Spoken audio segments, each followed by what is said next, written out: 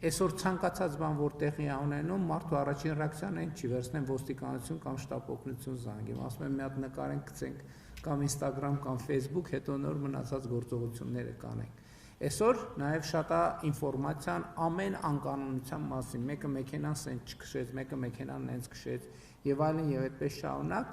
եւ դա ստեղծում է երբեմն տպավորություններ, որոնք ընդհանուր պատկերը չեն արտահայտում։ Այսինքն ընդհանուր պատկերը նախարարը նշեց վիճակագրության մեջ է արտահայտվում եւ նաեւ շատ կարեւոր է միջազգային գնահատականների, որովհետեւ եկեք չմոռանանք, որ մեզանում եղել են, ես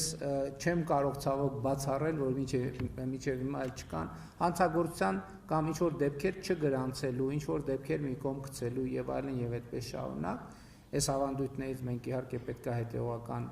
ավանդույթներից չէ, վատ սովորություններից պետք է հետեւականորեն ազատվենք, բայց ընդհանուր առմամբ պետք է հասկանանք, որ այս միջավայրում ենք մենք գործում, բայց դա չի նշանակում, որ մենք պետք է ասենք, հա դե տենց է հիմա ինտերնետի դարա, տենց էլ պետք է լինի։ Ինտերնետի դարի ոստիկանությունը պետք է լինի ինտերնետի դարի ոստիկանություն, որովհետև ինտերնետի դարի ոստիկանությունը չի կարող լինել ինտերնետի բացակայության դարի ոստիկանություն,